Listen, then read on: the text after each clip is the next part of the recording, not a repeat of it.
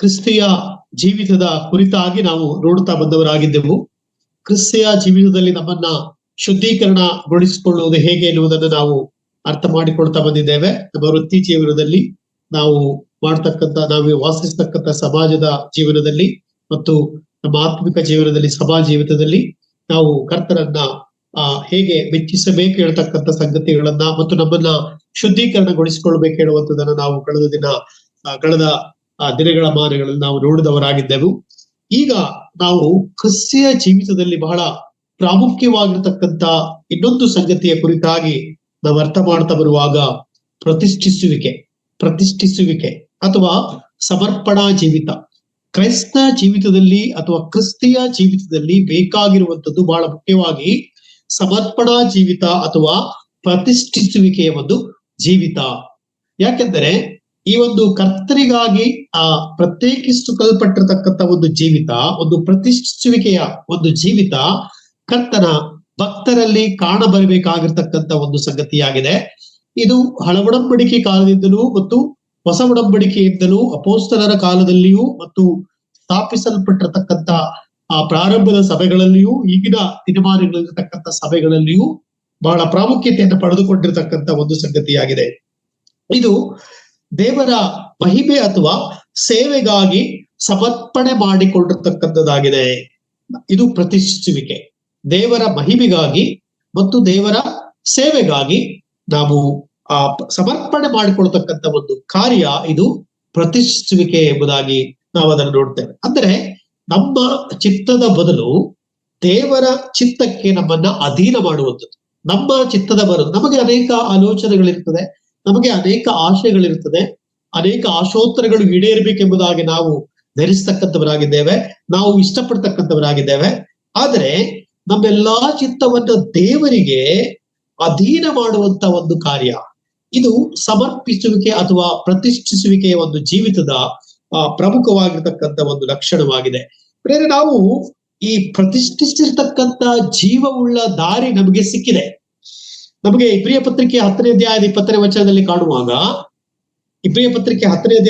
ವಚನದಲ್ಲಿ ಕಾಣುವಾಗ ಪ್ರತಿಷ್ಠಿಸಿದ ಜೀವವುಳ್ಳ ಹೊಸ ದಾರಿಯಲ್ಲಿ ಆತನ ರಕ್ತದ ಮೂಲಕ ಆತನ ಶರೀರವೆಂಬ ತೆರೆಯ ಮುಖಾಂತರ ದೇವರ ಸಮಕ್ಷಮದಲ್ಲಿ ಪ್ರವೇಶಿಸುವುದಕ್ಕೆ ನಮಗೆ ಧೈರ್ಯ ಉಂಟಾಯಿತು. ಪ್ರತಿಷ್ಠಿಸಿದ ಜೀವವುಳ್ಳ ಹೊಸ ದಾರಿ ನಾವು ನೋಡುವಾಗ ಈ ಪ್ರತಿಷ್ಠಿಸಲ್ಪಟ್ಟಿರ್ತಕ್ಕಂಥ ಜೀವವುಳ್ಳ ಹೊಸ ದಾರಿ ಅದು ಕರ್ತನಾದ ಯೇಸು ಕ್ರಿಸ್ತನ ಮೂಲಕವಾಗಿ ನಮಗೆ ಅದು ಸಿಕ್ಕಿದೆ, ನಮಗೆ ಅದು ದೊರೆತಿದೆ. ಹೀಗಿರ್ಬೇಕಾದ್ರೆ ಕರ್ತನ ಒಂದು ಕಾರ್ಯಗಳಲ್ಲಿ ಈ ಪ್ರತಿಷ್ಠಿಸುವಿಕೆಯ ಒಂದು ಜೀವಿತ ಕರ್ತನು ಅಪೇಕ್ಷೆ ಮಾಡತಕ್ಕಂಥವನಾಗಿದ್ದಾನೆ.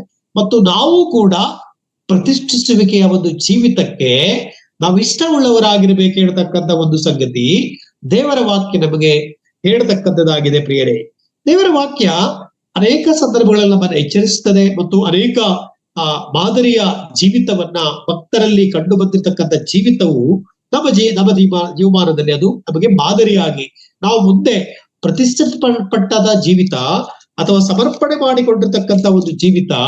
ಸೊ ಇದು ಕ್ರಿಸ್ತಿಯ ಜೀವಿತದಲ್ಲಿ ಅಳವಡಿಸಿಕೊಂಡು ಹೋಗಬೇಕಾಗಿರ್ತಕ್ಕಂಥ ಒಂದು ಮಹತ್ವವಾದ ಕಾರ್ಯವಾಗಿದೆ. ದೇವರ ವಾಕ್ಯ ನಮಗೆ ನೋಡ್ರಿ, ಹಳವಡಂಬಡಿಕೆ ಕಾಲವನ್ನು ಕೂಡ ನಾವು ಅವಲೋಕನ ಮಾಡುತ್ತಾ ಮುಂದೆ ಬರ್ತಕ್ಕಂಥವ್ರು ಆಗಿದ್ದೇವೆ. ಅನೇಕ ಭಕ್ತರು ಅದಕ್ಕೆ ಪ್ರತಿಷ್ಠಿಸಿಕೊಂಡು ತಮ್ಮನ್ನ ಬೇರ್ಪಡಿಸಿಕೊಂಡು ಕರ್ತನು ಹೇಳಿದ ಹಾಗೆಯೇ ಮತ್ತು ನಾನು ಹೀಗೆಯೇ ಕರ್ತನಿಗೋಸ್ಕರವಾಗಿ ಮಾಡ್ತೇನೆ ಹೇಳ್ತಕ್ಕಂಥ ಹೃದಯಪೂರ್ವಕವಾಗಿರ್ತಕ್ಕಂಥ ಆಲೋಚನೆ, ಕರ್ತನಿಗೆ ಕೊಟ್ಟಿರ್ತಕ್ಕಂಥದನ್ನ ಕರ್ತನಿಗೆ ಸಮರ್ಪಣೆ ಮಾಡಿಕೊಂಡಿರ್ತಕ್ಕಂಥ ಜೀವಿತವನ್ನ ಹಳವಡಂಬಡಿಕೆ ಕಾಲದಿಂದಲೂ ನಾವು ನೋಡ್ತಕ್ಕಂಥವರಾಗಿದ್ದೇವೆ. ಹಾಗಾದ್ರೆ ನಾವು ಗಮನಿಸ್ತಾ ಬರುವಾಗ ಇವತ್ತು ಹೊಸ ಒಡಂಬಡಿಕೆ ಕಾಲದಲ್ಲಿದ್ದೇವೆ. ನಾವು ಕರ್ತನಿಗಾಗಿ ಏನು ಸಮರ್ಪಣೆ ಮಾಡ್ತಾ ಇದ್ದೇವೆ, ನಮ್ಮ ಜೀವಿತದಲ್ಲಿ ಕರ್ತನಿಗೆ ಯಾವ ಉದ್ದೇಶಕ್ಕೋಸ್ಕರವಾಗಿ ಯಾವ ವಿಷಯವಾಗಿ ನಾವು ಸಮರ್ಪಿಸಿದ್ದೇವೆ ಎಂಬುದನ್ನ ಅಥವಾ ಪ್ರತಿಷ್ಠಿಸಿಕೊಂಡಿದ್ದೇವೆ ಹೇಳುವಂಥದ್ದನ್ನ ನಾವು ಗಮನಿಸಬೇಕು. ಮತ್ತು ಹೊಸ ಒಡಂಬಡಿಕೆ ಭಕ್ತರಾದ ನಮಗೆ ಪ್ರತಿಷ್ಠಿಸುವಿಕೆ ಬೇಕಾ? ಹಾಗಾದ್ರೆ ಇವತ್ತಿನ ದಿನಮಾನಗಳಲ್ಲಿ ಆ ಪ್ರತಿಷ್ಠಿಸುವಿಕೆ ಎಲ್ಲಿ ಹೋಯಿತು ಅಥವಾ ಅದು ಕಡಿಮೆ ಆಗ್ತಾ ಇದೆಯಾ ಹೇಳುವುದೆಲ್ಲವನ್ನ ನಾವು ಗಮನದಲ್ಲಿ ಇಟ್ಟುಕೊಂಡು ನಾವು ಮುಂದುವರಿಬೇಕಾಗಿರ್ತಕ್ಕಂಥ ಒಂದು ಸಂದರ್ಭ ಇದಾಗಿದೆ. ಯಾಕಂದ್ರೆ ನಾವು ಹೇಳ್ತೇವೆ ಕರ್ತನು ಬೇಗನೆ ಬರ್ತಾ ಇದ್ದಾನೆ ಎಂಬುದಾಗಿ, ಅದು ಸತ್ಯ. ಆದ್ರೆ ಕರ್ತನು ಬಹುಬೇಗನೆ ಬರತಕ್ಕಂಥವನಾಗಿದ್ದಾನೆ. ಆದರೆ ಕರ್ತನು ಬರುವವರೆಗೆ ಈ ಪ್ರತಿಷ್ಠಿಸಲ್ಪಟ್ಟಿರತಕ್ಕಂಥ ಒಂದು ಜೀವಿತ ವಿಶ್ವಾಸಿಗಳಿಂದ, ಕರ್ತನ ಭಕ್ತರಿಂದ ಕರ್ತನು ಕೇಳ್ತಕ್ಕಂಥವನು ಆಗಿದ್ದಾನೆ ಪ್ರಿಯರೇ. ಅದರಿಂದ ನಾವು ನೋಡುವಾಗ ದೇವರ ಒಂದು ಚಿತ್ತಕ್ಕೆ ಬೇರ್ಪಟ್ಟು ನಾವು ದೇವರ ಚಿತ್ತಕ್ಕೆ ಒಳಗಾಗತಕ್ಕಂಥ ಒಂದು ಸಂಗತಿಯನ್ನ ನಾವು ಅರ್ಥ ಮಾಡಿಕೊಳ್ತಾ ಬರ್ತಕ್ಕಂಥದ್ದು ಬಹಳ ಪ್ರಾಮುಖ್ಯವಾಗಿರ್ತಕ್ಕಂಥವರಾಗಿದೆ ಆ ಒಂದು ಸಂಗತಿಗಳಾಗಿದೆ. ನೋಡಿ, ಒಂದು ಉದಾಹರಣೆಯನ್ನ ನಾನು ನಿಮ್ಮ ಮಧ್ಯದಲ್ಲಿ ಇಡ್ಲಿಕ್ಕೆ ಇಷ್ಟಪಡ್ತಕ್ಕಂಥವನಾಗಿದ್ದೇನೆ. ಯಾರು ಇಷ್ಟವುಳ್ಳವರಾಗಿ ಕರ್ತನಿಗೆ ಸಮರ್ಪಣೆಯನ್ನ ಪ್ರತಿಷ್ಠಿಸಲ್ಪಟ್ಟಿರ್ತಕ್ಕಂಥದನ್ನ ಮಾಡ್ತಕ್ಕಂಥವರಾಗಿದ್ದೇವೆ ಎಂಬುದನ್ನ ಹಳವಡಂಬಡಿಕೆಯ ಆಧಾರದಲ್ಲಿ ಮೊಟ್ಟ ಮೊದಲನೇದಾಗಿ ನಾವು ನೋಡುತ್ತಾ ಬರುವಾಗ ಮೊದಲನೇ ಸಮುವೇಲನ ಪುಸ್ತಕ 1ನೇ ಅಧ್ಯಾಯ 11ನೇ ವಚನ. ಮೊದಲನೇ ಸಮುವೇಲನ ಪುಸ್ತಕ 1ನೇ ಅಧ್ಯಾಯದ 11ನೇ ವಚನ ಅನೇಕರಿಗೆ ಗೊತ್ತಿರುವ ಭಾಗವಾಗಿದೆ. ಸೇನಾಧೀಶ್ವರಾದ ಯೆಹೋವನೇ, ನಿನ್ನ ದಾಸಿಯ ದುಃಖವನ್ನ ಪರಾಮರಿಸು, ನನ್ನನ್ನು ತಿರಸ್ಕರಿಸದೆ ಕನಿಕರವಿಟ್ಟು ನನಗೊಬ್ಬ ಮಗನನ್ನ ಕೊಡಬೇಕು. ಅವನು ಜೀವದಿಂದಿರುವ ತನಕ ನಿನ್ನವನಾಗಿ ಇರುವ ಹಾಗೆ ನಿನಗೆ ಪ್ರತಿಷ್ಠಿಸಿ ಕೊಡುವೆನು. ಅವನ ತಲೆಯ ಮೇಲೆ ಕ್ಷೌರ ಕತ್ತಿಯನ್ನು ಬರಗೊಡುವುದಿಲ್ಲ ಎಂದು ಪ್ರಾರ್ಥಿಸಿ ಹರಕೆ ಮಾಡಿದಳು. ನಾವಿಲ್ಲಿ ನೋಡುವಾಗ ಒಂದು ಹದ್ದಳು ಅವಳು ಕರ್ತನಲ್ಲಿ ಒಂದು ಪ್ರತಿಷ್ಠಿಸುವಿಕೆಯ ಒಂದು ಜೀವಿತವನ್ನ ಕರ್ತನ ಮುಂದೆ ಇಡ್ತಾ ಇದ್ದಾಳೆ. ನೀನು ನನಗೆ ಒಂದು ಮಗನನ್ನು ಕೊಡ್ಬೇಕು, ಒಂದು ಮಗುವನ್ನ ಕೊಡ್ಬೇಕು, ನಿನಗೋಸ್ಕರವಾಗಿ ನಾನು ಪ್ರತಿಷ್ಠಿಸ್ತೇನೆ. ಅದು ಎಲ್ಲಿವರೆಗೆ? 1 ತಿಂಗಳ ಕಾಲ ಅಲ್ಲ, 2 ತಿಂಗಳ ಕಾಲ ಅಲ್ಲ, 6 ತಿಂಗಳ ಕಾಲ ಅಲ್ಲ, 1 ವರ್ಷದ ಕಾಲ ಅಲ್ಲ, 10 ವರ್ಷದ ಜೀವಮಾನವೆಲ್ಲ ಎಂಬುದಾಗಿ ಹೇಳ್ತಾ ಇರುವುದನ್ನು ನಾವು ಗಮನಿಸ್ತಕ್ಕಂಥವರಾಗಿದ್ದೇವೆ. ಹಾಗಾದ್ರೆ ಅಲ್ಲಿ ಹದ್ದಳು ಜೀವಮಾನ ಕಾಲವೆಲ್ಲ ನನ್ನ ಮಗುವನ್ನು ನಿನಗೋಸ್ಕರವಾಗಿ, ನಿನ್ನ ಸೇವೆಗೋಸ್ಕರವಾಗಿ ಪ್ರತಿಷ್ಠಿಸುತ್ತೇನೆ ಹೇಳತಕ್ಕಂತ ತೀರ್ಮಾನವನ್ನ ಕರ್ತನ ಸನ್ನಿಧಾನದಲ್ಲಿ ಅವರು ತೆಗೆದುಕೊಳ್ತಕ್ಕಂಥವಳಾಗಿದ್ದಾಳೆ.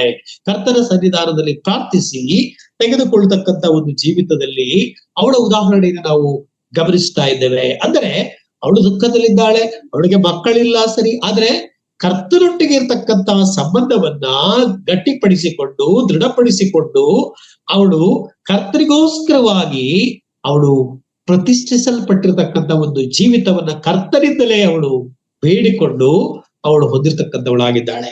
ನೋಡ್ರಿ, ಇದು ಕರ್ತನಿಗೋಸ್ಕರವಾಗಿ ನೀನು ಹೀಗೆ ಮಾಡಿದರೆ ಕರ್ತನೇ ನಿನಗೋಸ್ಕರವಾಗಿ ನಾನು ಹೀಗೆ ಪ್ರತಿಷ್ಠಿಸುತ್ತೇನೆ ಹೇಳ್ತಕ್ಕಂಥ ಒಂದು ಕಾರ್ಯ.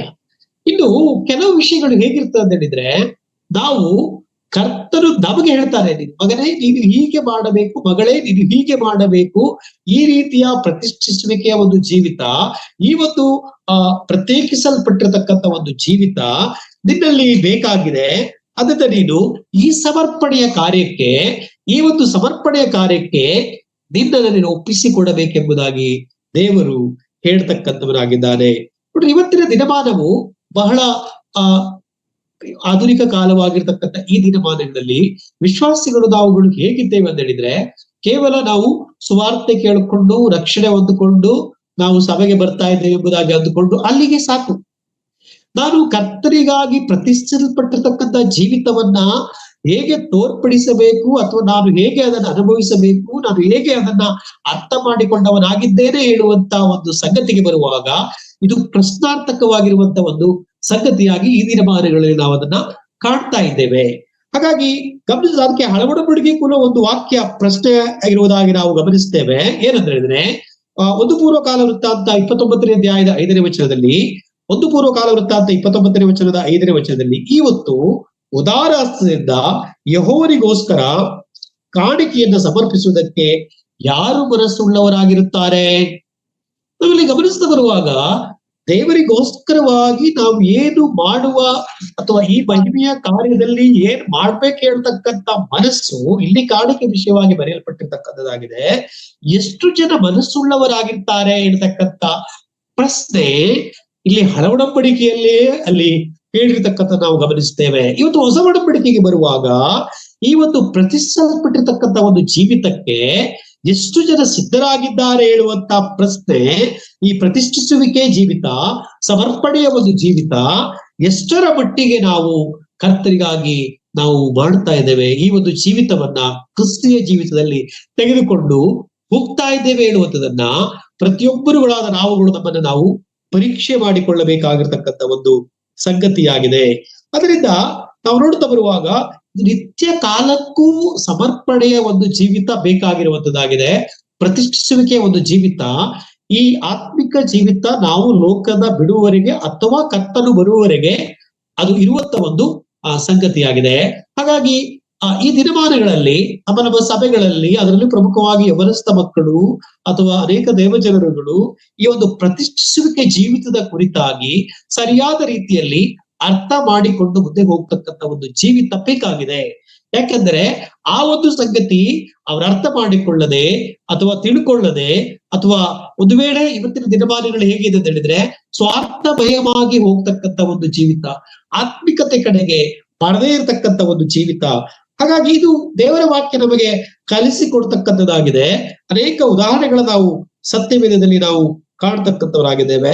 ಮೊಟ್ಟ ಮೊದಲನೇದಾಗಿ ನಾವು ಆದಿಕಾಂಡ ಪುಸ್ತಕ 12ನೇ ಅಧ್ಯಾಯದ 1ನೇ ವಚನದಲ್ಲಿ ನಾವು ಬಹಳ ಪ್ರಾಮುಖ್ಯವಾಗಿ ನಂಬಿಕೆಯ ವೀರರಾಗಿ ಅಥವಾ ನಂಬಿಕೆಯ ತಂದೆಯ ಆಗಿ ಒಬ್ಬ ಅಬ್ರಹಾಮನ ಕುರಿತಾಗಿ ನಾವು ಗಮನಿಸ್ತಾ ಬರುವಾಗ, ಆದಿಕಾಂಡ ಪುಸ್ತಕ 12ನೇ ಅಧ್ಯಾಯದ 1ನೇ ವಚನದಲ್ಲಿ ಕರ್ತನು ಅವನಿಗೆ ಪ್ರತ್ಯೇಕಿಸಲ್ಪಟ್ಟಿರ್ತಕ್ಕಂಥ ಬೇರ್ಪಡುವ ಒಂದು ಜೀವಿತ ಸಮರ್ಪಣೆಯ ಜೀವಿತಕ್ಕಾಗಿದೆ ಆತನನ್ನ ಕರಿತಾ ಇದ್ದಾರೆ.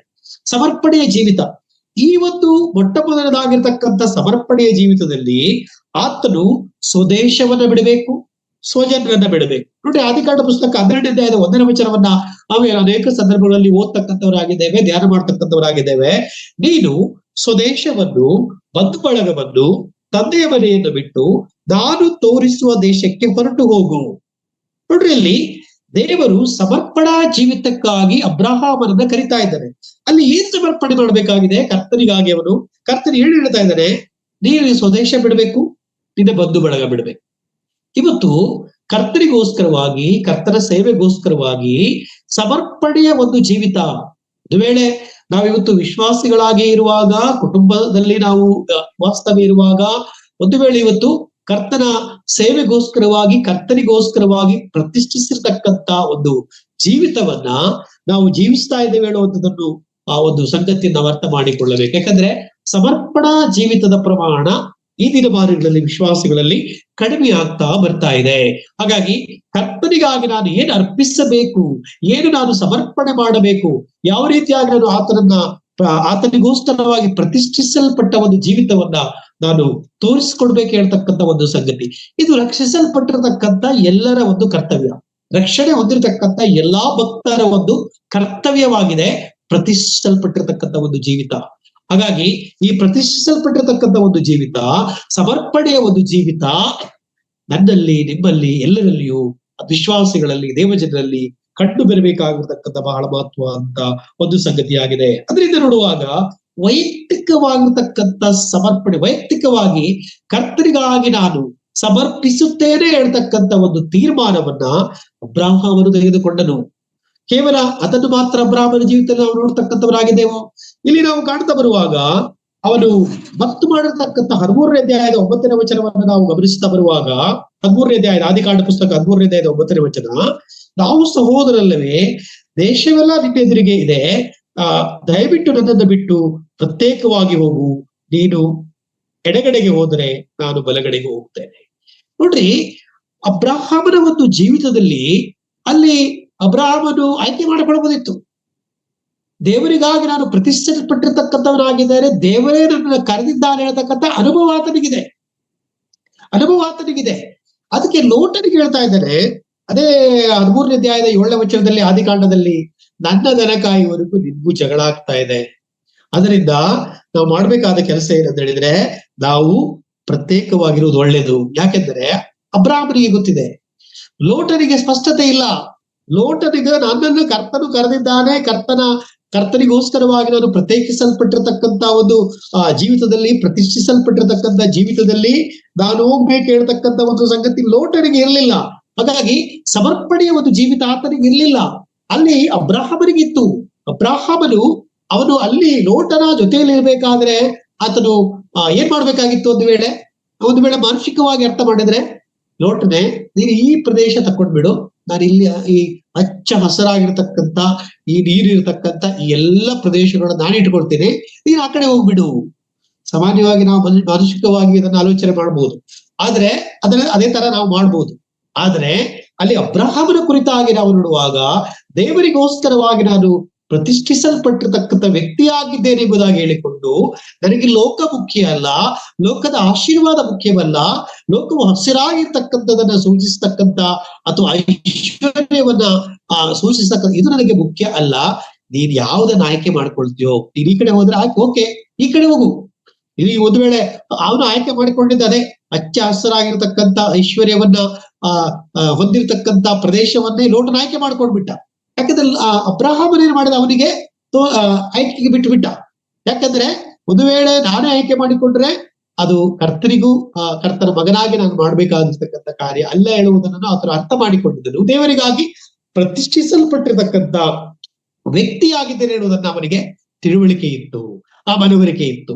ಇವತ್ತು ನನಗೆ ನಿಮಗೆ ಆ ಮನವರಿಕೆ ಇದೆಯಾಗಾದ್ರೆ, ನಾನು ಕರ್ತನಿಗೋಸ್ಕರವಾಗಿ ಪ್ರತಿಷ್ಠಿಸಲ್ಪಟ್ಟವನಾಗಿದ್ದೇನೆ, ಕರ್ತನು ನನಗೆ ಏನು ಹೇಳ್ತಾನೆ, ದೇವರು ಏನು ಹೇಳ್ತಾನೆ ಅದನ್ನ ನಾನು ಮಾಡ್ಲಿಕ್ಕೆ ನನಗೆ ಮನಸ್ಸಿದೆಯಾ, ನಾನು ಸಿದ್ಧನಾಗಿದ್ದೀನಾ, ನನಗೆ ಅದಕ್ಕೆ ಏನು ಅಡ್ಡಿ ಇದೆ, ಏನು ಅಡೆತಡೆಗಳಿದೆ, ಅದನ್ನ ನಾನು ಆಲೋಚನೆ ಮಾಡ್ತಾ ಇದ್ದೇನೋ ಹೇಳುವಂಥದನ್ನ ನಾನು, ನೀವುಗಳು ಪ್ರತಿಯೊಬ್ಬರು ಆಲೋಚನೆ ಮಾಡಬೇಕಾಗಿರ್ತಕ್ಕಂಥದ್ದಾಗಿದೆ.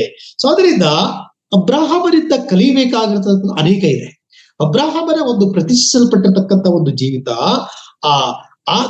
ನಾವು ಕೂಡ ಅನೇಕ ವಿಷಯಗಳಲ್ಲಿ ಕಲಿತುಕೊಳ್ಳಬೇಕಾಗಿರ್ತಕ್ಕಂಥದ್ದಾಗಿ. ನೋಡ್ರಿ, ಅಬ್ರಹಾಮನಿಗೆ ದೇವರು ಏನು ಹೇಳ್ತಾನೋ ಅದನ್ನೇ ಮಾಡ್ಲಿಕ್ಕೆ ಆತನು ಇಷ್ಟವುಳ್ಳವನಾಗಿದ್ದಾನೆ. ದೇವರಿಗೋಸ್ಕರವಾಗಿ ತನ್ನನ್ನ ಪ್ರತಿಷ್ಠಿಸಲ್ಪಟ್ಟಿರ್ತಕ್ಕಂಥ ವ್ಯಕ್ತಿಯಾಗಿದ್ದನು. ದೇವರಿಗೋಸ್ಕರ ಆತನು ಸಮರ್ಪಣೆಯ ಒಂದು ಜೀವಿತ ಆತನಲ್ಲಿತ್ತು. ನೋಡ್ರಿ, ಇನ್ನೊಂದು ಉದಾಹರಣೆ, ಆತನು ಹಾಗರಳು ಹೇಳ್ತಾಳೆ ಆದಿಕಾಂಡ ಪುಸ್ತಕ 21ನೇ ಅಧ್ಯಾಯದ 10ನೇ ವಚನದಲ್ಲಿ. ಅಲ್ಲಿ ನಾವು ನೋಡುತ್ತಾ ಬರುವಾಗ ಆದಿಕಾಂಡ ಪುಸ್ತಕ 21ನೇ ಅಧ್ಯಾಯದ 10ನೇ ವಚನದಲ್ಲಿ ನಾವು ಅಲ್ಲಿ ಗಮನಿಸ್ತಾ ಬರುವಾಗ 10ರಿಂದ ಮತ್ತು 12 ವಚನಗಳವರೆಗೆ ನಾವು ಓದುತ್ತಾ ಬರುವಾಗ ಅಲ್ಲಿ ಏನ್ ಹೇಳ್ತಾರೆ, ಮಗನ ಮತ್ತು ದಾಸಿಯ ದೆಸೆಯಿಂದ ನಿನಗೆ ಕರಕರೆಯಾಗಬಾರದು, ಸಾರಳು ಹೇಳದಂತೆ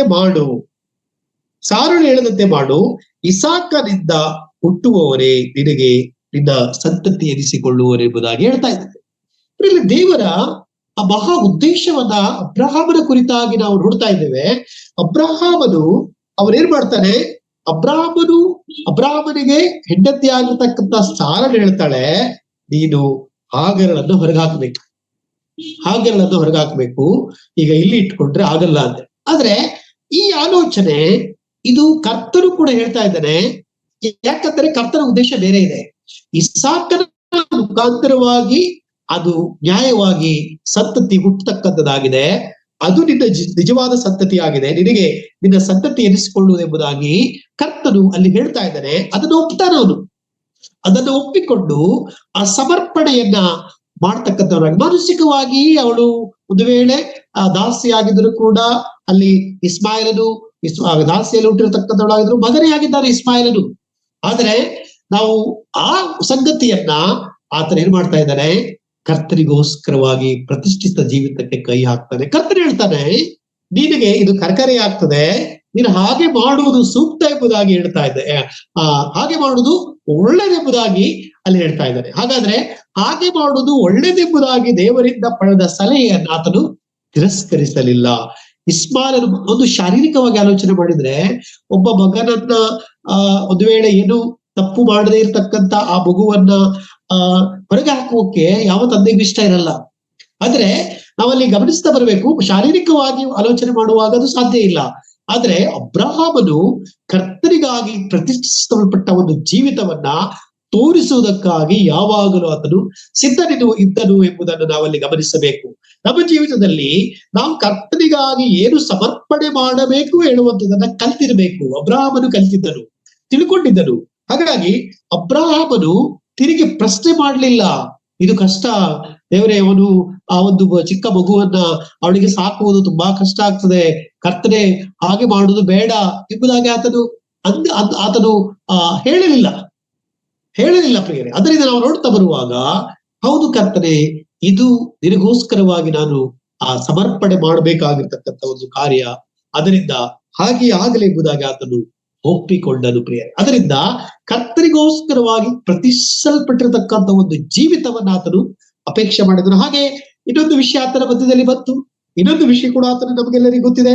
ಆದಿಕಾಂಡ ಪುಸ್ತಕ 22ನೇ ಅಧ್ಯಾಯದ 2ನೇ ವಚನದಲ್ಲಿ ಕರ್ತನು ಹೇಳುತ್ತಾನೆ, ನಿನ್ನ ಒಬ್ಬನೇ ಪ್ರಿಯ ಮಗನಾಗಿರ್ತಕ್ಕಂಥ ಇಸಾಕನನ್ನು ಮೋರಿಯ ಬೆಟ್ಟಕ್ಕೆ ಹೋಗಿ ಯಜ್ಞ ಮಾಡಬೇಕು.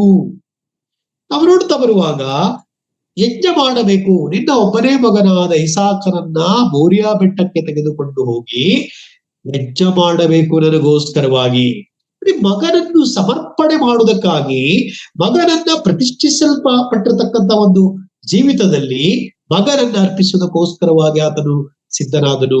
ಅಂದ್ರೆ ದೇವರು ಏನನ್ನ ನನ್ನಿಂದ ಕೇಳ್ತಾ ಇದ್ದನೋ ಅದನ್ನು ನಾನು ಕೊಡ್ಲಿಕ್ಕೆ ಸಿದ್ಧನಿದ್ದೇನೆ ಎಂಬುದನ್ನ ಅಬ್ರಾಹಮನು ತೋರಿಸಿಕೊಟ್ಟನು. ಹಾಗಾದ್ರೆ ಇವತ್ತು ನಾನು ನೀವುಗಳು ನನ್ನಿಂದ, ನಿಮ್ಮಿಂದ ಅಥವಾ ಎಲ್ಲ ದೇವಜನರಿಂದ ದೇವರು ಕೇಳ್ತಕ್ಕಂಥ ವಿಷಯಗಳೇನು, ಅದನ್ನ ಕರ್ತನಿಗೋಸ್ಕರವಾಗಿ ನಾನು ಪ್ರತಿಷ್ಠಿಸಲ್ಪಟ್ಟಿರ್ತಕ್ಕಂಥ ಒಂದು ಜೀವಿತದ ಅನುಗುಣವಾಗಿ, ಕ್ರಿಸ್ತಿಯ ಜೀವಿತದ ಅನುಗುಣವಾಗಿ ನಾನು ಅದನ್ನ ಮಾಡ್ತಾ ಇದ್ದೇನೋ. ನಾವು ಪ್ರಶ್ನೆ ಮಾಡಿಕೊಳ್ಳಬೇಕಾಗಿರ್ತಕ್ಕಂಥದ್ದು ಅನೇಕ ಸಂಗತಿಗಳು ಇದೆ ಪ್ರಿಯರೇ. ಹಾಗಾದ್ರೆ ನಾವು ಯಾವ್ಯಾವ ವಿಷಯಕ್ಕೋಸ್ಕರವಾಗಿ ಸಮರ್ಪಣೆ ಮಾಡಬೇಕು, ದೇವರಿಗೆ ಏನನ್ನ ಅರ್ಪಿಸಬೇಕು, ದೇವರು ನಮ್ಮಿಂದ ಏನನ್ನ ಕೇಳ್ತಾ ಇದ್ದಾನೆ.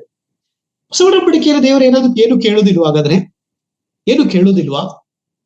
ಹಳೆ ಒಡಂಬಡಿಕೆಯಲ್ಲಿ ದೇವರು ನೀವು ಹೀಗೆ ಮಾಡ್ರಿ ಎಂಬುದಾಗಿ ಅಬ್ರಾಹ್ಮನಿಗೆ ಹೇಳ್ದ, ಹಾಗೆ ಅನೇಕ ಭಕ್ತರಿಗಲ್ಲಿ ಹೇಳ್ದ. ಹಾಗಾಗಿ ನೀವು ಈ ಒಂದು ಪ್ರತಿಷ್ಠಿಸಲ್ಪಟ್ಟಿರತಕ್ಕಂಥ ಒಂದು ಜೀವಿತದಲ್ಲಿ ನೀವು ಹೊಸ ಒಡಂಬಡಿಕೆಯ ಜೀವಿತ ಹಾಗೆ ಇಲ್ವಾ? ಹಾಗಾದ್ರೆ ಖಂಡಿತವಾಗಿಯೂ ಇದೆ. ನೋಡ್ರಿ, ಅರ್ಪಣೆ ಮಾಡ್ತಕ್ಕಂಥದ್ದು, ದೇವರಿಗೆ ಕೊಡ್ತಕ್ಕಂಥದ್ದು, ದೇವರ ಮಹಿಮೆಗಾಗಿ ನಾವು ನಡೆಯತಕ್ಕಂಥದ್ದು, ದೇವರಿಗೆ ಸಮರ್ಪಣೆ ಮಾಡುವಂಥದ್ದು, ಪ್ರತಿಷ್ಠಿಕೆ ಮಾಡತಕ್ಕಂಥ ಅನೇಕ ವಿಷಯಗಳಿದೆ. ಹಾಗಾಗಿ ಗಮನಿಸ್ತಾ ಬರುವಾಗ ಅದಕ್ಕೆ ಪೌಲನು ಒಂದೇ ಮಾತಿನಲ್ಲಿ ಉತ್ತರ ಕೊಡ್ತಾ ಇದ್ದಾನೆ. ಆತನ ಏನ್ ಕೊಡ್ತಾ ಇದ್ದಾನೆ ಅಂದ್ರೆ, ರೋಮಾಪುರ ಪತ್ರಿಕೆ 12ನೇ ವಚನ ನಮ್ಗೆಲ್ಲರಿಗೂ ಗೊತ್ತಿದೆ.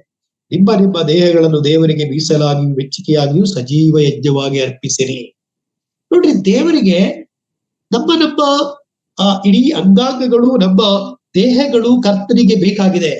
ಇವತ್ತು ನಾವು ನಡ್ಕೊಂಡು ಹೋಗಿ ಅಥವಾ ನಾವು ಒಂದು ಕಡೆಯಿಂದ ಹೋಗಿ ಕರ್ತನ ಸೇವೆಗೆ, ಸುವಾರ್ತೆಗೆ, ಪ್ರಾರ್ಥನೆಗೆ ಏನು ನಮ್ಮ ಈ ದೇಹಗಳನ್ನ ಒಪ್ಪಿಸಿಕೊಡ್ಲಿಕ್ಕೆ ಸಿದ್ಧರಿಲ್ಲ.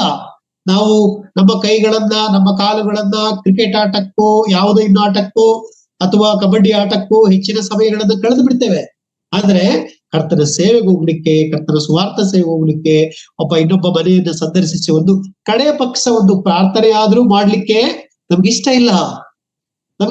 ಹಾಗಾಗಿ ನಾವೇನ್ ಮಾಡ್ತಾ ಇದ್ದೇವೆ, ನಮಗೆ ಕರ್ತನಿಗೆ ಮೆಚ್ಚುಗೆ ಆಗಿರ್ತಕ್ಕಂಥ ಸಜೀವ ಯಜ್ಞವನ್ನ ಅರ್ಪಿಸ್ತಾ ಇದ್ದೇವೆ ಎನ್ನುವುದನ್ನು ನಾವು ಪ್ರಶ್ನೆ ಮಾಡಿಕೊಳ್ಳಬೇಕಾಗಿದೆ. ಇದು ಒಂದು ಅರ್ಥದಲ್ಲಿ ನಾವು ಕರ್ತನಿಗೋಸ್ಕರವಾಗಿ ನಮ್ಮನ್ನ ಒಪ್ಪಿಸಿಕೊಡ್ತಕ್ಕಂಥ ಒಂದು ಕಾರ್ಯ ಇದೆ. ಈ ನಮ್ಮ ಅಂಗಾಂಗಗಳು, ದೇಹಗಳು ಕರ್ತನಿಗೋಸ್ಕರವಾಗಿ ಅಥವಾ ದೇವರಿಗೋಸ್ಕರವಾಗಿ ಸಮರ್ಪಿಸಲ್ಪಟ್ಟಿರ್ತಕ್ಕಂಥ ಒಂದು ಜೀವಿತವಾಗಿದೆ. ಸರಿ, ಹೌದು, ನಾವು ಅದಕ್ಕೆಲ್ಲ ಸರಿಯಾಗಿ ನಡ್ಕೊಂಡಿದ್ದೇವೆ ಅನ್ನುವಾಗ ಒಂದು ವೇಳೆ ಕರ್ತನಿಗಾಗಿ ಕೈ ಕೊಡಲ್ಪಟ್ಟಿದೆ, ಕಾಲು ಕೊಡಲ್ಪಟ್ಟಿದೆ, ಇದೆಲ್ಲ ನಾವು ಕರ್ತನಿಗೋಸ್ಕರವಾಗಿ ಏನ್ ಮಾಡ್ತಾ ಇದ್ದೇವೆ? 70, 80 ವರ್ಷ, 90 ವರ್ಷ ಆದ್ಮೇಲೆ ನಮಗೆ ನಡ್ಕೊಂಡು ಹೋಗಿ ಅಥವಾ ಕೆಲಸ ಮಾಡ್ಲಿಕ್ಕೆ, ಸುವಾರ್ತೆ ಇಡ್ಲಿಕ್ಕೆ ಅಥವಾ ಇನ್ನು ದೇವರ ಕಾರ್ಯಗಳಲ್ಲಿ ನಮ್ಮ ತೊಡಗಿಸ್ಕೊಳ್ಳಿಕ್ಕೆ ಸ್ವಲ್ಪ ಕಷ್ಟ ಸಾಧ್ಯ ವಿಷಯ. ಆದ್ರೆ ಇಷ್ಟು ಬಲ ಇರುವಾಗ, ಇಷ್ಟು ಓಡಾಟ ಮಾಡ್ತಾ ಇರ್ತಕ್ಕಂಥ ಸಂದರ್ಭದಲ್ಲಿ, ನಾವು ನಮ್ಮ ಶರೀರವು ಏನಾಗಿದೆ, ಗಟ್ಟಿಯಾಗಿರ್ತಕ್ಕಂಥ ಸಂದರ್ಭದಲ್ಲಿ ಕರ್ತನಿಗೆ ನಾವು ಯಾವ ಮಟ್ಟದಲ್ಲಿ ಉಪಯೋಗಿಸ್ತಾ ಇದ್ದೇವೆ ಹೇಳುವುದನ್ನ ಪ್ರಶ್ನೆ ಮಾಡಿಕೊಳ್ಳಬೇಕಾಗಿರ್ತಕ್ಕಂಥದ್ದಾಗಿದೆ. ಸಜೀವ ಯಜ್ಞವಾಗಿ ಅರ್ಪಿಸಿರಿ ಎಂಬುದಾಗಿ ಹೇಳುವಾಗ ಇದು ಕರ್ತನಿಗಾಗಿರುವಂಥದ್ದು ಎಂಬುದಾಗಿ ನಾವು ಅರ್ಥ ಮಾಡಿಕೊಂಡಿರಬೇಕು. ಕರ್ತನಿಗಾಗಿ ಕೊಡಬೇಕಾಗಿರ್ತಕ್ಕಂಥದ್ದಾಗಿದೆ ಎಂಬುದಾಗಿ ನಾವು ಅರ್ಥ ಮಾಡಿಕೊಂಡಿರಬೇಕು. ನಮ್ಮ ಜೀವಿತ ಪರಿಶುದ್ಧವಾಗಿ ನಮ್ಮ ದೇಹವನ್ನು ಮೀಸಲಾಗಿ ಮೆಚ್ಚುಗೆಯಾಗಿ ಅರ್ಪಿಸುವಂಥದ್ದು ಅದು ಸರಿ, ಪರಿಶುದ್ಧವಾಗಿ ನಾವು ಅರ್ಪಿಸುವಂತ ಒಂದು ಕಾರ್ಯ ಅದು ಸರಿ. ಆದರೆ ನಾವು 100 ವರ್ಷ, 90 ವರ್ಷಕ್ಕೆ ನಾನು ಕರ್ತನ ಸೇವೆ ಮಾಡ್ತೀನಿ, ಪ್ರಾರ್ಥನೆಗೆ ಹೋಗ್ತೀನಿ ಅಂತ ಹೇಳಿದ್ರೆ, ಈಗ ನೀನು ಏನ್ ಮಾಡ್ತಾ ಇದ್ದೀವಿ?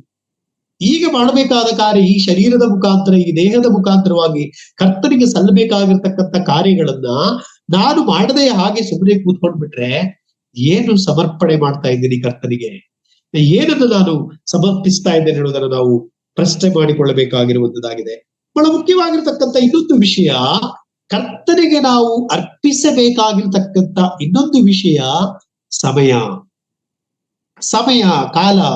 ಅದಕ್ಕೆ ಪೌಲನು ಹೇಳ್ತಾ ಇದ್ದಾರೆ ಎಫೆಸ ಪತ್ರಿಕೆ 5ನೇ ಅಧ್ಯಾಯದ 16ನೇ ವಚನದಲ್ಲಿ, ಈ ದಿನಗಳು ಕೆಟ್ಟವುಗಳಾಗಿವೆ, ಆದುದರಿಂದ ಕಾಲವನ್ನು ಸುಮ್ಮನೆ ಕಳೆಕೊಳ್ಳದೆ ಅದನ್ನು ಬೆಲೆಯುಳ್ಳದೆಂದು ಉಪಯೋಗಿಸಿಕೊಳ್ಳಿರಿ, ಕರ್ತನ ಚಿತ್ತ ಏನೆಂಬುದನ್ನು ವಿಚಾರಿಸಿ ತಿಳಿದುಕೊಳ್ಳುವವರಾಗಿರ್ರಿ. ನೋಡ್ರಿ, ನಮಗೆ ಕೊಡಲ್ಪಟ್ಟಿರತಕ್ಕಂತ ಸಮಯ ಕೂಡ ಕರ್ತನಿಗೆ ನಾವು ಸಮರ್ಪಿಸಬೇಕಾಗಿದೆ. ನಾವಿವತ್ತು ನಮ್ಮ ಸಮಯವನ್ನ ಎಲ್ಲಿ ಕೊಡ್ತಾ ಇದ್ದೇವೆ? ಕರ್ತನ ಸೇವೆಗಾಗಿ ಕೊಡ್ತಾ ಇದ್ದೇವೋ, ಅಥವಾ ಇನ್ನೆಲ್ಲಿಯೋ ಕೊಡ್ತಾ ಇದ್ದೇವೋ, ಲೋಕದವರ ಮಧ್ಯದಲ್ಲಿ ಕೊಡ್ತಾ ಇದ್ದೇವೋ, ಲೋಕದ ಜಾತ್ರೆ ಇಂಥದ್ರಲ್ಲಿ ನಾವು ಕೊಡ್ತಾ ಇದ್ದೇವೋ, ಲೋಕದ ವ್ಯವಹಾರಗಳಲ್ಲಿ ನಾವು ಕೊಡ್ತಾ ಇದ್ದೇವೋ? ನಾವು ಒಂದು ವೇಳೆ ನಮ್ಮ ಡ್ಯೂಟಿ ಒಂದು ವೇಳೆ 8 ತಾಸು ಇರ್ಬೋದು ದಿನಕ್ಕೆ. ಆ 8 ತಾಸನ್ನ ಡ್ಯೂಟಿಯಲ್ಲಿ ನಾವು ಮಾಡಿ ಬಂದಿರ್ತೇವೆ, ಅಥವಾ 6 ತಾಸು 8 ತಾಸು ಡ್ಯೂಟಿ ಇರುವಾಗ ಮಧ್ಯದ ನಂತರ ಸಿಕ್ಕಿರ್ತಕ್ಕಂಥ ಮಧ್ಯದಲ್ಲಿರ್ತಕ್ಕಂಥ ಅವಧಿ ನಾನು ಏನ್ ಮಾಡ್ತಾ ಇದ್ದೇನೆ? ಕರ್ತನಿಗೆ ನಾನು ಅದನ್ನ ಏನು ಸಮರ್ಪಣೆಯ ಜೀವಿಸದಲ್ಲಿ ನಾನು ಏನು ಕೊಡ್ತಾ ಇದ್ದೇನೆ ಹೇಳುವಂತ ಒಂದು ಜೀವಿತ ನನ್ನಲ್ಲಿ ನಿಮ್ಮಲ್ಲಿ ಬೇಕಾಗಿರುವಂತದ್ದಾಗಿದೆ. ಹಾಗಾಗಿ ಈ ದಿನ ಬಹಳ ಕೆಟ್ಟದ್ದೆಂಬುದಾಗಿ ವಾಕ್ಯ ಹೇಳ್ತಾ ಇದೆ. ಈ ದಿನ ಕೆಟ್ಟದ್ದಾಗಿದೆ. ನಮ್ಮ ಸಮರ್ಪಣೆ ಜೀವಿತ ಕಿತ್ಕೊಳ್ತಾ ಇದೆ, ನಮ್ಮ ಸಮಯವನ್ನ ಕಿತ್ಕೊಳ್ತಾ ಇದೆ ಈ ಕೆಟ್ಟ ದಿನ ಇರುವುದರಿಂದ. ಅದರಿಂದ ನಾವು ಮಾಡ್ಬೇಕಾಗಿರ್ತಕ್ಕಂಥ ಕಾರ್ಯಗಳನ್ನ ಮಾಡ್ಲಿಕ್ಕೆ ಆಗ್ತಾ ಇಲ್ಲ. ನಾವು ಸಮರ್ಪಿಸಬೇಕಾಗಿರ್ತಕ್ಕಂಥ ಕಾರ್ಯಗಳು, ದೇವರಿಗೆ ನಾವು ಸಮರ್ಪಿಸಬೇಕಾಗಿರ್ತಕ್ಕಂಥ ಕಾರ್ಯಗಳು ಆಗ್ತಾ ಇಲ್ಲ. ಇವತ್ತು ನಾವು ಸುಲಭವಾಗಿ ಅನೇಕ ಸಂದರ್ಭಗಳಲ್ಲಿ ನಾವು ಏನ್ ಮಾಡ್ಬಿಡ್ತೀವಿ ಅಂತ ಹೇಳಿದ್ರೆ, ಈ ಸಮಯದಲ್ಲಿ ಯಾರ ಮನೆಗೂ ಹೋಗ್ಲಿಕ್ಕೆ ಆಗುವುದಿಲ್ಲ, ಊರು ಕಾಲಿಗಿಟ್ರೆ ನಮ್ಗೆ ಸ್ವಾರ್ಥ ಸಾರ್ಲಿಕ್ಕೆ ಅವಕಾಶ ಇಲ್ಲ, ಇದೆಲ್ಲ ನಾವು ಅಂದ್ಕೊಂಡ್ಬಿಡ್ತೇವೆ.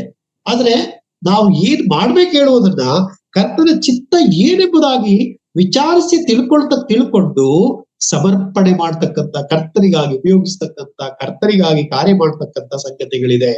ಹಾಗಾಗಿ ನಾವು ಪ್ರತಿಷ್ಠಿಸಲ್ಪಟ್ಟಿರತಕ್ಕಂಥ ಜೀವಿತ ಎಂಬುದಾಗಿ ಹೇಳುವಾಗ ಕರ್ತರಿಗಾಗಿ ನಾವು ಏನ್ ಮಾಡ್ತಾ ಇದ್ದೇವೆ, ಕರ್ತರು ನಮ್ಮಿಂದ ಏನು ಕೇಳ್ತಾ ಇದ್ದಾನೆ. ಹಾಗಾಗಿ ನಾನು ಮಾಡಬೇಕಾಗಿರ್ತಕ್ಕಂಥ ತೀರ್ಮಾನ ಒಂದು ಕಡೆ ಆದ್ರೆ, ಇನ್ನೊಂದು ಕಡೆ ಕರ್ತರೇ ನಮಗೆ ಹೇಳ್ತಾ ಇದ್ದಾರೆ ನೀವು ಹೀಗೆ ಮಾಡ್ಬೇಕೆಂಬುದಾಗಿ. ಹಾಗಾಗಿ ನೀವು ಹೀಗೆ ಮಾಡ್ಬೇಕು ನನಗೋಸ್ಕರವಾಗಿ ಎಂಬುದಾಗಿ ಹೇಳುವಾಗ ಆ ಸಮರ್ಪಣೆಯ ಜೀವಿತ ಎಲ್ಲಿದೆ? ಆ ಸಮರ್ಪಣೆಯ ಜೀವಿತವನ್ನ ನಿಮ್ಮಿಂದ ದೇವರು ಕೇಳ್ತಾ ಇದ್ದಾರೆ. ಅದನ್ನ ನಾವು ಮಾಡಬೇಕಾಗಿದೆ. ಅದರಿಂದ ನಾವು ಮಾಡಬೇಕಾಗಿರ್ತಕ್ಕಂಥ ಕಾರ್ಯವನ್ನ ದೇವರು ಅಬ್ರಾಹಾಮನಿಂದ ಏನ್ ಮಾಡ್ಲಿಕ್ಕೆ, ಅಬ್ರಾಹಾಮನಿಗೆ ನನಗೋಸ್ಕರವಾಗಿ ನೀನು ಸಮರ್ಪಣೆ ಮಾಡಬೇಕು, ಅದನ್ನ ನೀನು ಮಾಡ್ಬೇಕು ಹೇಳುವಂಥದನ್ನ ಮಾಡಬೇಕು. ಹಂಗಳು ನನಗೆ ನೀನು ಹೀಗೆ ಮಾಡಿದರೆ ದೇವರೇ ನಾನು ನಿನಗೆ ಈ ರೀತಿಯಾಗಿ ಸಮರ್ಪಣೆ ಮಾಡ್ತೇನೆ ಹೇಳ್ತಕ್ಕಂಥ ಒಂದು ಸಂಗತಿ ಅದು ಒಂದು ಕಡೆ ಇದೆ. ಹಾಗಾಗಿ ನಾವು ನೋಡ್ತಾ ಬರುವಾಗ ನಾವು ಕರ್ತನು ಹೇಳುವಂತ ಒಂದು ಸಮರ್ಪಣೆಯ ಜೀವಿತಕ್ಕೆ ಒಳಗಾಗಿರಬೇಕು. ಮತ್ತು ನಾವು ಕೂಡ ಕರ್ತನೊಟ್ಟಿಗೆ ದೇವರೇ ನೀನು ಈ ರೀತಿಯಾಗಿ ಮಾಡುವುದಾದ್ರೆ ನಾನು ನಿನಗೋಸ್ಕರವಾಗಿ ಈ ರೀತಿಯಾಗಿ ಮಾಡ್ತೇನೆ ನನ್ನ ಚಿತ್ತವಾದರೆ ಎಂಬುದಾಗಿ ಆ ರೀತಿಯ ಒಂದು ಮನೋಭಾವನೆ ಹೃದಯದಲ್ಲಿ ನಾವು ಅಂದುಕೊಳ್ಳುವಾಗ ಕರ್ತನು ನಮ್ಮ ಜೊತೆಗಿದ್ದು ಆತನ ಚಿತ್ತವನ್ನು ನಮ್ಮ ಮಧ್ಯದಲ್ಲಿ ನೆರವೇರಿಸತಕ್ಕಂಥವರಾಗಿದ್ದಾನೆ. ಅದಕ್ಕೆ ನಮಗೆ ಇರತಕ್ಕಂಥ ಸಮಯವನ್ನ ಕರ್ತನಿಗೆ ಕೊಡುವಂಥದ್ದು ಬಹಳ ಮುಖ್ಯ. ನಮಗಿರುವಂತ ಸಮಯ ಕರ್ತನಿಗೆ ಕೊಡುವಂತ ಸಮಯ. ಎಷ್ಟೋ ಸಂದರ್ಭಗಳಲ್ಲಿ ಕರ್ತನಿಗೆ ಆರಾಧನೆಯನ್ನ, ವಾರದ ಮೊದಲನೇ ದಿನದ ಆರಾಧನೆಯನ್ನ ನಾವು ಸಮರ್ಪಣೆ ಕೊಡ್ಲಿಕ್ಕೆ ಪ್ರತಿಷ್ಠಿಸಿಕೊಳ್ಳಿಕ್ಕೆ ನಮಗಾಗಲ್ಲ. ಯಾಕೆ ಆಗಲ್ಲ? ಅನೇಕ ಸಂದರ್ಭಗಳು ನಮ್ಮ ಮಧ್ಯದಲ್ಲಿ ಬರ್ತದೆ, ಅಥವಾ ಲೋಕದ ವ್ಯವಹಾರಗಳಿಗೆ ಸಿಕ್ಕಾಕೊಂಡಿರ್ತೇವೆ. ಸೊ ಇದೆಲ್ಲವನ್ನ ನಾವು ಬದಿಗೊತ್ತಿ ಕರ್ತನಿಗೋಸ್ಕರವಾಗಿ, ದೇವರಿಗೋಸ್ಕರವಾಗಿ ಸಮರ್ಪಿಸ್ತಕ್ಕಂಥ ಒಂದು ಕಾರ್ಯ, ಪ್ರತಿಷ್ಠಿಸಲ್ಪಡುವಂತ ಒಂದು ಕಾರ್ಯ ಇದೆ. ಸೊ ಅದೆಲ್ಲವನ್ನ ನಾವು ಕರ್ತನು ಹೇಳಿದ ರೀತಿಯಲ್ಲಿ ಮಾಡಬೇಕಾಗಿರುವಂತ ಒಂದು ಜೀವಿತ ಈ ಕ್ರಿಸ್ತಿಯ ಜೀವಿತವಾಗಿದೆ ಎಂಬುದಾಗಿ, ಕ್ರಿಸ್ತಿಯ ಜೀವನದಲ್ಲಿ ಇದು ಕಂಡು ಬರಬೇಕಾಗಿರ್ತಕ್ಕಂಥ ಒಂದು ಸಂಗತಿಯಾಗಿದೆ. ವಲಸೆ ಪತ್ರಿಕೆ 4ನೇ ಅಧ್ಯಾಯದ 5ನೇ ವಚನದಲ್ಲಿಯೂ ಅದಕ್ಕೆ ಸಮಯವನ್ನು ನೀವು ಸುಮ್ಮನೆ ಕಳ್ಕೊಳ್ಳದೆ ಅದನ್ನ ಬೆಳೆಯುವುದರಿಂದ ಉಪಯೋಗವಾಗಿದೆ. ಹೊರಗಿನವರ ಮುಂದೆ ಜ್ಞಾನವುಳ್ಳವರಾಗಿ ನಡೆದುಕೊಳ್ಳಿರಿ. ನೋಡ್ರಿ, ಸಮಯವನ್ನ ಕರ್ತನ ಮಹಿಮೆಗಾಗಿ, ಕರ್ತನ ಕಾರ್ಯಗಳಿಗಾಗಿ ನಾವು ಉಪಯೋಗಿಸಬೇಕಾಗಿರುವಂತದ್ದಾಗಿದೆ. ಸೊ ಇವತ್ತು ಎಷ್ಟೋ ಕಾರ್ಯಗಳಿದೆ ಸಭೆಯಲ್ಲಿ. ಒಂದು ವೇಳೆ ನೀವು ಸಭೆಯ ಕಾರ್ಯಗಳಿಗೆ ಹೋಗುವಾಗ 2 ದಿನಕ್ಕೊಮ್ಮೆ, ಒಂದು ವೇಳೆ ಒಂದು ದಿನಕ್ಕೊಮ್ಮೆ ಆ ಗಿಡಕ್ಕೆ ನೀರು ಹಾಕುವಂತ ಕಾರ್ಯಗಳಿರಬಹುದು, ಆ ಸಭೆಯ ಕಟ್ಟಡದ ಕ್ಲೀನಿಂಗ್ ಕಾರ್ಯಗಳಿರಬಹುದು, ಅನೇಕ ಕಾರ್ಯಗಳಿದೆ. ಆ ಎಲ್ಲಾ ಸಮಯವನ್ನ ಕರ್ತನ ಮಹಿಮೆಗಾಗಿ ಉಪಯೋಗಿಸಿಕೊಳ್ಳಿಕ್ಕೆ, ಒಂದು ವೇಳೆ ಸುವಾರ್ಥ ಸಾರಲಿಕ್ಕೆ ಹೋಗದೇ ಇರತಕ್ಕಂಥ ಸಂಗತಿಗಳಿದು. ಕರ್ತನಿಗಾಗಿ ನಾನು ಏನ್ ಮಾಡ್ತಾ ಇದ್ದೇನೆ, ಏನ್ ಮಾಡ್ಬೇಕು? ಇವತ್ತು ಯವನಸ್ಥರು ಸೂತು ಹೋಗ್ತಾ ಇದ್ದಾರೆ. ಇತ್ತೀಚೆಗೆ ನಂಬಿಕೆ ಇಟ್ಟಿರತಕ್ಕಂಥ ಅನೇಕ ಯವನಸ್ಥರು ಅವ್ರೇನ್ ತಿಳ್ಕೊಂಡಿದ್ದಾರೆ, ನಾವು ಕೆಲಸಕ್ಕೆ ಹೋಗುದು, ಡ್ಯೂಟಿ ಹೋಗುದು, ಬರುದು, ಸಂಡೆ ಆರಾಧನೆಗೆ ಬರುದು, ಅಷ್ಟು ಸಾಕು. ಹಾಗಾದ್ರೆ ನನ್ನ ಪ್ರತಿಷ್ಠಿಸುವಿಕೆಯ ಒಂದು ಜೀವಿತ, ನನ್ನ ಒಂದು ಸಮರ್ಪಣಾ ಜೀವಿತ ಎಲ್ಲಿದೆ?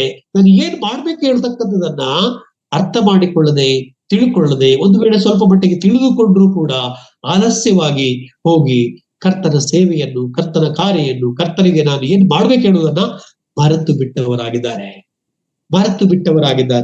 ಹಾಗಾಗಿ ಪ್ರಿಯರೇ, ಅದನ್ನ ಮಾಡಿಕೊಳ್ಳದೆ ಕರ್ತನಿಗೋಸ್ಕರವಾಗಿ ನಾವು ಏನ್ ಮಾಡ್ಬೇಕಾಗಿದೆ? ಸಮರ್ಪಣೆಯ ಜೀವಿತವನ್ನ ಒಪ್ಪಿಸಿಕೊಡಬೇಕಾಗಿರುವಂತದ್ದಾಗಿದೆ. ಮತ್ತು ನಾವು ಗಮನಿಸ್ತಾ ಬರುವಾಗ ಈ ನಮ್ಮನ್ನೇ ಕರ್ತನಿಗೆ ಕೊಡುವುದು, ನಮ್ಮನ್ನೇ ಕರ್ತನಿಗೆ ಕೊಡುವುದು ಇನ್ನು ಏನಲ್ಲ. ನಾವು ನೋಡುವಾಗ ನಮ್ಮನ್ನೇ ಕರ್ತನಿಗೆ ಒಪ್ಪಿಸುವಂತ ಒಂದು ಜೀವಿತ ಬೇಕಾಗಿದೆ. ನೋಡ್ರಿ, 2 ಕೊರಿಂಥ ಪತ್ರಿಕೆ 8ನೇ ಅಧ್ಯಾಯದ 5ನೇ ವಚನ, ಈ ಸಮರ್ಪಿಸಲ್ಪಟ್ಟಿರ್ತಕ್ಕಂಥ ಒಂದು ಜೀವಿತ, ಪ್ರತಿಷ್ಠಿಸಲ್ಪಟ್ಟಿರ್ತಕ್ಕಂಥ ಒಂದು ಜೀವಿತ, ಯಾವ್ಯಾವ ವಿಷಯಗಳು ನಾವು ಮಾಡ್ಲಿಕ್ಕಿದೆ ಹೇಳುವಂಥದ್ದನ್ನ ನಾವು ಅರ್ಥ ಮಾಡಿಕೊಂಡಿರಬೇಕು. ವಿಶ್ವಾಸಿಗಳಾಗಿರ್ತಕ್ಕಂಥ ನಮ್ಮ ಒಂದು ಕರ್ತವ್ಯಗಳು ಏನಿದೆ ಎಂಬುದಾಗಿ ಇವತ್ತು ಸೇವೆ ಅನೇಕ ಸಂದರ್ಭಗಳಲ್ಲಿ ಹಿನ್ನಡೆ ಆಗ್ಲಿಕ್ಕೆ ಅಥವಾ ಆ ಸೇವೆಗೆ ಅನೇಕರು ಹೊಸದಾಗಿ ಪ್ರತ್ಯೇಕಿಸಲ್ಪಟ್ಟು ಒಂದು ವೇಳೆ ಹೋಗ್ಲಿಕ್ಕೆ ಇಷ್ಟವುಳ್ಳವರಾಗದೇ ಇರುವುದಕ್ಕೆ ಅನೇಕ ಕಾರಣಗಳಿದೆ. ಅದರಿಂದ ನಾವು ನೋಡ್ತಾ ಬರುವಾಗ ಅಲ್ಲಿ 2 ಕೊರಿಂಥ ಪತ್ರಿಕೆ 8ನೇ ಅಧ್ಯಾಯದ 5ನೇ ವಚನದಲ್ಲಿ ಕೊರಿಂಥ ಸಭೆಗೆ ಪೌಲನು ಅಲ್ಲಿ ಮನವರಿಕೆ ಮಾಡ್ತಾ ಇದ್ದಾನೆ, ಕಲಿಸಿಕೊಡ್ತಾ ಇದ್ದಾನೆ. ಏನ್ ಕಲಿಸಿಕೊಡ್ತಾ ಇದ್ದಾನೆ? ಅಲ್ಲಿ ಮೆಕೆದೋನ್ಯ ಸಭೆಯವರ ಔದಾರ್ಯದ ಕುರಿತು ಆತನು ಹೇಳ್ತಾ ಇದ್ದಾನೆ. ಕರ್ತರಿಗಾಗಿ ಅವರು ಏನು ಸಮರ್ಪಣೆ ಮಾಡಿದರು, ಕರ್ತರಿಗಾಗಿ ಪ್ರತಿಷ್ಠಿಸಲ್ಪಟ್ಟಿರತಕ್ಕಂಥ ಜೀವಿತವನ್ನ ಹೇಗೆ ತೋರಿಸಿದರು ಹೇಳ್ತಕ್ಕಂಥ ಸಂಗತಿಯನ್ನ ಪೌಲನು ಕೊರಿಂಥ ಸಭೆಗೆ ತಿಳಿಸ್ತಕ್ಕಂಥವನಾಗಿದ್ದಾನೆ. 2 ಕೊರಿಂಥ ಪತ್ರಿಕೆ 8ನೇ ಅಧ್ಯಾಯದ 5ನೇ ವಚನದಲ್ಲಿ ನಾವು ನೆನೆಸಿದ ಪ್ರಕಾರವಾಗಿ ಅವರು ಕೊಡದೆ ಮೊದಲು ತಮ್ಮನ್ನೇ ಕರ್ತರಿಗೆ ಒಪ್ಪಿಸಿಕೊಟ್ಟರು, ತಮ್ಮನ್ನೇ ಕರ್ತರಿಗೆ ಅವರು ಪ್ರತಿಷ್ಠಿಸಿದರು ಎಂಬುದಾಗಿ ನಾವು ನೋಡ್ತಕ್ಕಂಥವರಾಗಿದ್ದೇವೆ. ಹಾಗಾದ್ರೆ ಇದು ಯಾರ ಕುರಿತಾಗಿ ಹೇಳ್ತಾ ಇದ್ದಾನೆ ಪೌಲನು? ಮೆಕೆದೋನ್ಯ ಸಭೆಯವರ ಕುರಿತಾಗಿ ಹೇಳ್ತಾ ಇದ್ದಾರೆ. ತಮ್ಮನ್ನೇ ಅವರು ಅರ್ಪಿಸಿದರು, ಅವರು ನಾವು ನೆನೆಸಿದ ಪ್ರಕಾರವಾಗಿ ಅವರು ಕೊಡದೆ. ನೋಡಿ, ಈ ಸೇವೆಗೆ ಕೊಡುವವರ ವಿಷಯದಲ್ಲಿ ಕೂಡ ಇವತ್ತಿನ ದಿನಮಾನಗಳಲ್ಲಿ ಎಷ್ಟೋ ಯವನಸ್ಥರುಗಳು ಅಥವಾ ಎಷ್ಟೋ ಜನರು ಕೆಲಸ ಕಾರ್ಯಗಳಲ್ಲಿ ತೊಡಗಿರತಕ್ಕಂಥವರು ಇವರು ಕರ್ತನ ಸೇವೆಗಾಗಿ ನಾನು ಏನು ಕೊಡ್ಬೇಕು ಹೇಳುವುದನ್ನು ಕೂಡ ಮರೆತವರಾಗಿದ್ದಾರೆ.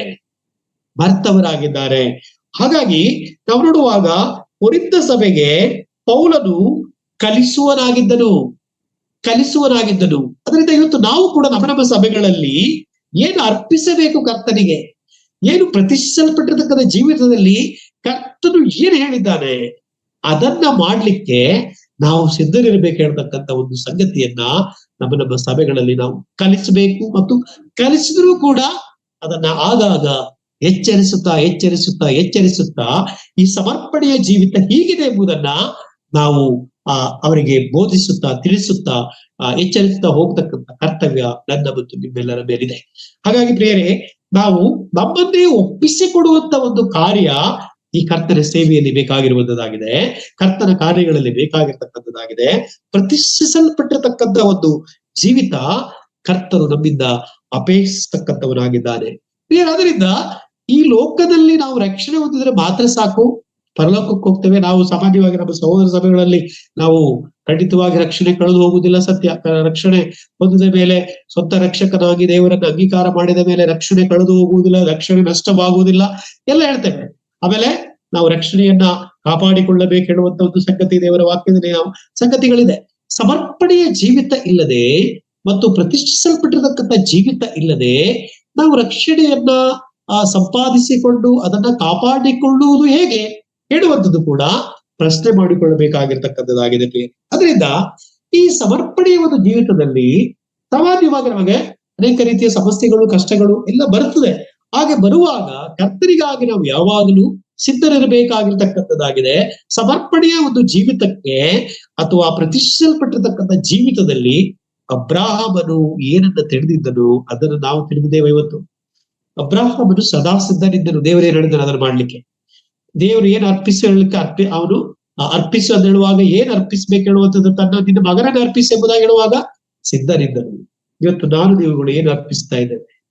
ನನ್ನಲ್ಲಿರ್ತಕ್ಕಂಥ ಆದಾಯಗಳು, ನನಗೆ ದೇವರು ಸಾಕಷ್ಟು ಆದಾಯಗಳನ್ನು ಕೊಟ್ಟಿರುವಾಗ, ನನ್ನ ಕುಟುಂಬ ನಿರ್ವಹಣೆಗೆ ಸಾಕಷ್ಟು ಆದಾಯಗಳನ್ನು ನಾನು ಕೊಟ್ಟಿರುವಾಗ, ಮತ್ತು ನನಗೆ ಇತರ ಹೆಚ್ಚುವರಿಯಾಗಿ ಆದಾಯಗಳನ್ನ ಕರ್ತನು ಕೊಟ್ಟಿರುವಾಗ, ಅದನ್ನ ಕರ್ತನ ಸೇವೆಗಾಗಿ ಕೊಡ್ಲಿಕ್ಕೆ ನಾನು ಸಿದ್ಧನಿಲ್ಲದೆ ಇರುವಾಗ ಇವತ್ತಿನ ದಿನಮಾನಗಳಲ್ಲಿ ಯಾರು ಕೂಡ ಸೇವೆಗೆ ಹೋಗುವಂತ ವಿಷಯಗಳಲ್ಲಿ ಕೂಡ ಹಿಂದೆ ಮತ್ತು ಮನುಷ್ಯರನ್ನೇ ಅವಲಂಬಿಸಿಕೊಂಡಿರುವಂತಹ ಒಂದು ಸಂಗತಿ, ಇವೆಲ್ಲವನ್ನು ನಾವು ಗಮನಿಸ್ತಾ ಇದ್ದೇವೆ.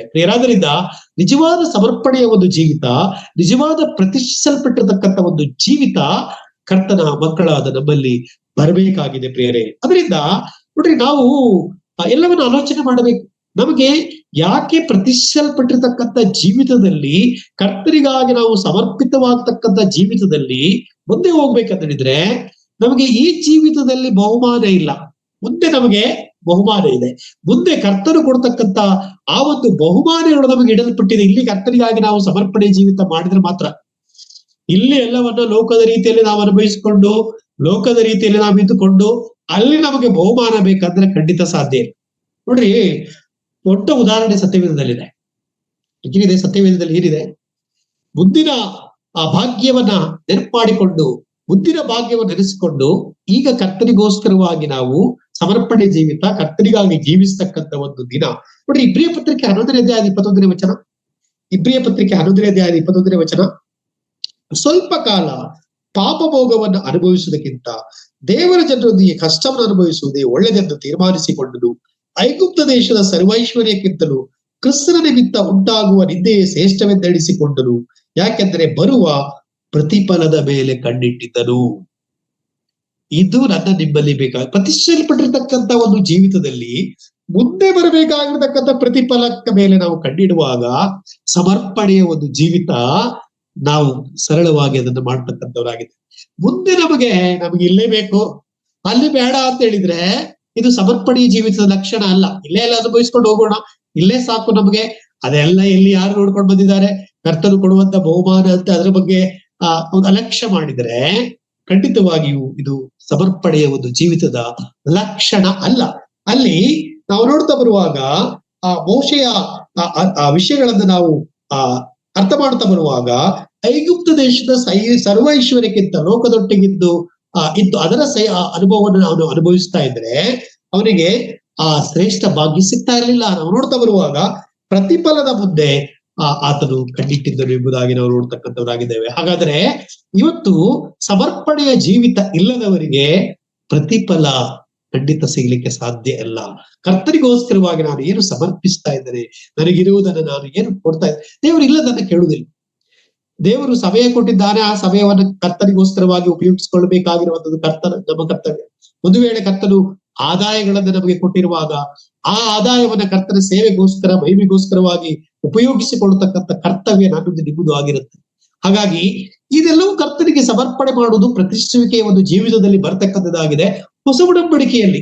ಹಾಗಾಗಿ ಇದಕ್ಕೆಲ್ಲದಕ್ಕೂ ನಮಗೆ ಪ್ರತಿಫಲ ಪರಲೋಕದಲ್ಲಿ ಉಂಟು ಪ್ರಿಯರೇ. ಅದರಿಂದ ಇಬ್ರಿಯ ಪತ್ರಿಕೆ ತಿಳಿಸಲ್ಪಟ್ಟ ಹಾಗೆ ನಮಗೆ ಏನಾಗಿದೆ, ಅದು ವಾಗ್ದಾನವಾಗಿ ಕೊಡಲ್ಪಟ್ಟಿದೆ. ನೋಡ್ರಿ, ಯಾಕೋಬನ ಪತ್ರಿಕೆ 1ನೇ ಅಧ್ಯಾಯ 12ನೇ ವಚನ. ನಮಗೆ ಜಯಮಾಲೆ, ಆತನು ಕೊಡ್ತಕ್ಕಂಥ ಜಯಮಾಲೆ ಇವೆಲ್ಲವೂ ಕಷ್ಟವನ್ನು ಸಹಿಸಿಕೊಳ್ಳುವುದು ಧನ್ಯನು, ಅವನು ಪರಿಶೋಧನೆಯಾದ ಮೇಲೆ ಜೀವವೆಂಬ ಜಯಮಾಲೆಯನ್ನು ಹೊಂದುವನು, ಸ್ವಾಮಿಯು ತನ್ನನ್ನು ಪ್ರೀತಿಸುವವರಿಗೆ ಇದನ್ನು ವಾಗ್ದಾನ ಮಾಡಿದ್ದಾನೆ. ನೋಡ್ರಿ, ಅಲ್ಲಿ ನಾವು ಪರಿಶೋಧಿತ ಆದ ಮೇಲೆ ನಮಗೆ ಏನು ಜಯಮಾಲೆಗಳಿದೆ ಎಂಬುದಾಗಿ ಅಲ್ಲಿ ಹೇಳ್ತಾ ಇದೆ. ಅಂದ್ರೆ ಭೂಲೋಕದಲ್ಲಿ ಕರ್ತರಿಗಾಗಿ ಕಷ್ಟ ಅನುಭವಿಸಬೇಕು. ನಾವು ಸಮರ್ಪಣೆಯ ಒಂದು ಜೀವಿತ, ನಮ್ಮ ದೇಹವನ್ನು ಅಥವಾ ನಮಗೆ ಸಂಭವಿಸುವಂತ ಎಲ್ಲಾ ಕಷ್ಟಗಳು, ಇಕ್ಕಟ್ಟುಗಳು, ಒಂದು ವೇಳೆ ಆಶೀರ್ವಾದಗಳ ಒಂದು ವೇಳೆ ದೇವರ ಆಶೀರ್ವಾದ ಮಾಡುವಾಗ ಅದು ಕರ್ತನ ಮಹಿಮೆಗಾಗಿ ಸಮರ್ಪಿಸ್ತಕ್ಕಂಥ ಹೃದಯ, ಮನಸ್ಸು ಇರುವಾಗ ಕರ್ತನು ನಮಗೆ ನಮ್ಮನ್ನ ಆತನು ಈ ಪ್ರತಿಷ್ಠಿತ ಜೀವಿತದಲ್ಲಿ ಆತನು ಉತ್ತಮವಾಗಿ ನಡೆಸಿಕೊಂಡು ಹೋಗ್ತಕ್ಕಂಥವನಾಗಿದ್ದಾನೆ. ಅದರಲ್ಲಿ ಸಂತೋಷ ಇರಬೇಕು, ಅದರಲ್ಲಿ ಸಮಾಧಾನ ಇದೆ. ಹಾಗೆ ನಿಜವಾದ ಸಂತೋಷ, ನಿಜವಾದ ಸಮಾಧಾನ ಈ ಪ್ರತಿಷ್ಠಿಸಲ್ಪಟ್ಟಿರ್ತಕ್ಕಂಥ ಜೀವಿತದಲ್ಲಿದೆ.